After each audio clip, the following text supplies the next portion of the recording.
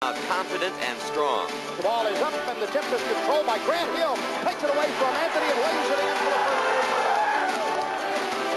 Led by tournament MVP Christian Laettner, the Blue Devils broke out to an early lead, but UNLV charged back to go up by 2 at the half.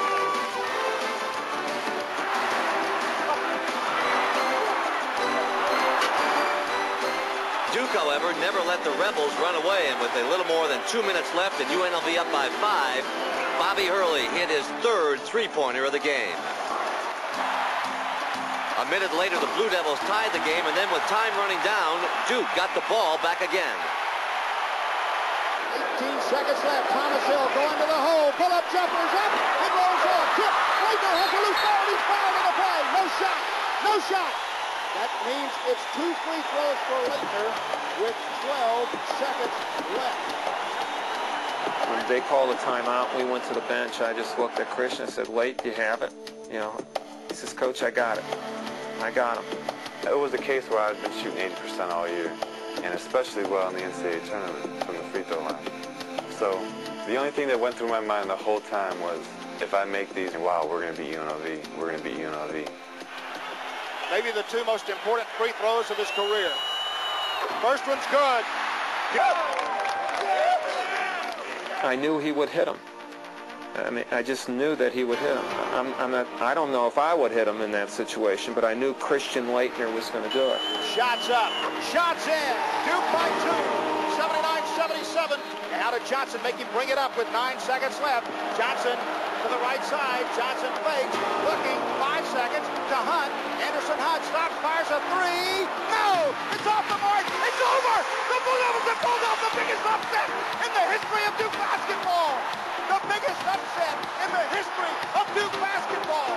They have beaten the #1 UNLV Running Rebels. It's 79-77. Let's pass down the Shark Beat in Durham. Holy cow, what a finish. Christian Laettner's 2 free throws with 12 seconds left.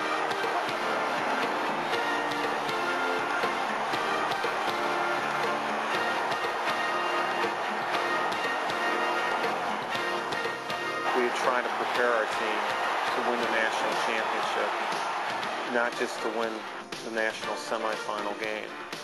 And we knew going in that the biggest challenge of that weekend would not be the Vegas game, would be after, if we beat Vegas, what would happen. That would be the biggest challenge, and that would be the thing that no one would really focus on except us. Hey, you can't pace yourself because there's no tomorrow. Let's go. 1 game, 2, 3, win. Let's go. Far basket. After Duke's monumental upset, the championship game turned out to be predictably anticlimactic. Kansas never wavered, but with the title in sight, Duke made certain its game remained on a level above the rest.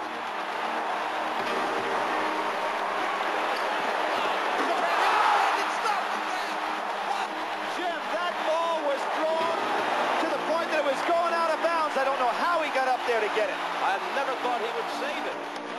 When it left my hands, I thought it was going to be a decent pass, but that thing just kept sailing up and up and up, and he just jumped, and he was kind of off balance, and he just stretched his arm as far as he could back, and he just took it and thrusted it in the basket. I don't know how he did it. There wasn't much to question about Bobby Hurley. The Duke guard played every minute of both Final Four games, controlling the tempo and taking the Blue Devils to the top of college basketball. 2. Jordan, let's fly. It is over. The Destiny Darlings have done it. The Duke Blue Devils have won their first ever national basketball championship. 72-65 over the Kansas Jayhawks. There is pandemonium here among the Duke faithful. There is pandemonium, I'm sure, in the heart of the Duke faithful. Players that I love and the people I really love were right there, and they were all together. And it was kind of a Duke celebration, not just for the '91 team, but for all the teams that had been to the Final Four.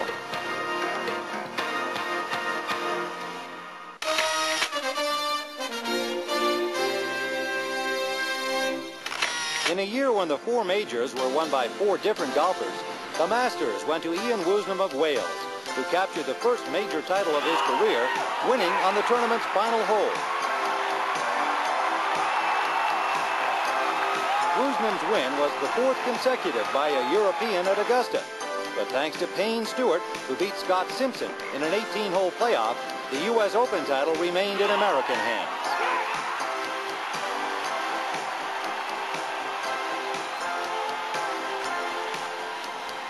A playoff decided the U.S. Senior Open as well, with Jack Nicklaus shooting a course record-tying 65 and beating Chichi Rodriguez. In women's golf, Meg Mallon managed to make enough putts to win 2 majors in 2 weeks, the LPGA Championship and the U.S. Women's Open. It was, however, a missed putt that decided one of the most thrilling matches in Ryder Cup history. The biannual competition between Europe's best golfers and those from America went down to the final hole, and when Germany's Bernhard Langer missed, the United States won the Ryder Cup for the first time since 1983.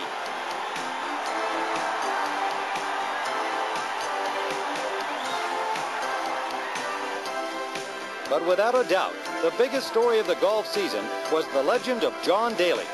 Entering the PGA Championship as the last alternate, Daly continually unloaded from the tee, stunning his fellow golfers and winning over disbelieving fans on his way towards becoming the first rookie to win a major title since 1976.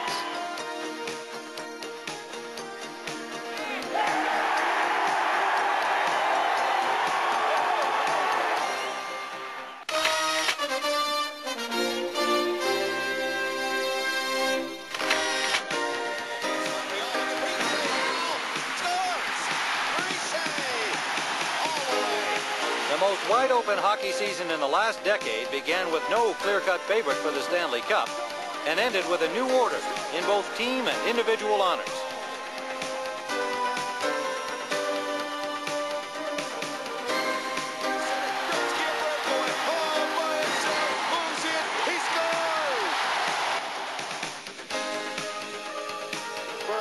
Fedorov holds it. Still got it. Lead for Padre. He's in alone. Scored! Break from Lemieux. Coming in on Hayward. They score!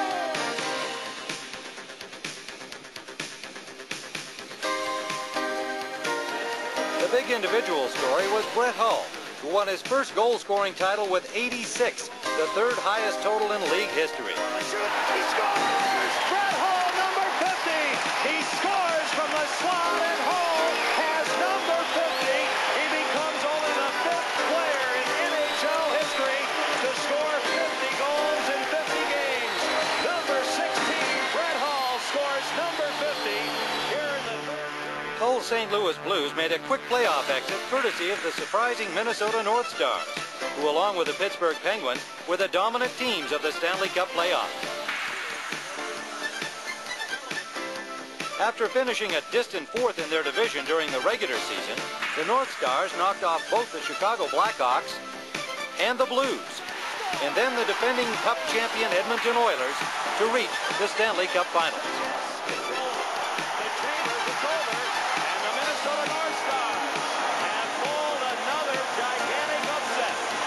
Pittsburgh's run to the finals included surviving a first-round 7-game series against the New Jersey Devils.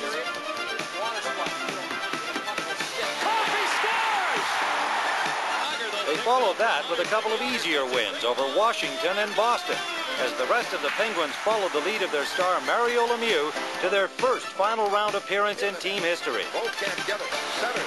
Shot the score by Lemieux with the Before the finals, the question for the Penguins was whether they could overcome both their own dismal playoff history and the emerging Minnesota mystique.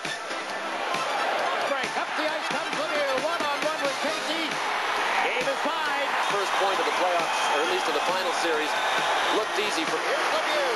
Coming right in on Casey. The big man shoots. He scores! In the end, after falling behind 2-1, Lemieux and the Penguins had too many weapons and too much firepower for the North Stars, and eventually won the series in 6 games, taking home their first Stanley Cup. The greatest moment in the history of the franchise.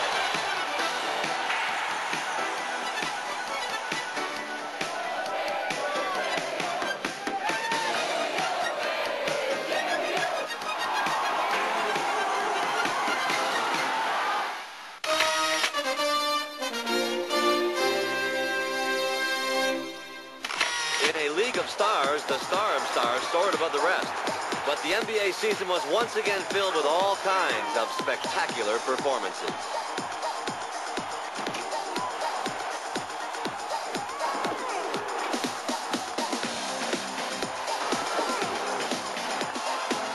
The NBA's best regular season record belonged to the Portland Trail Blazers, who started the year by winning 19 of their first 20 games. And when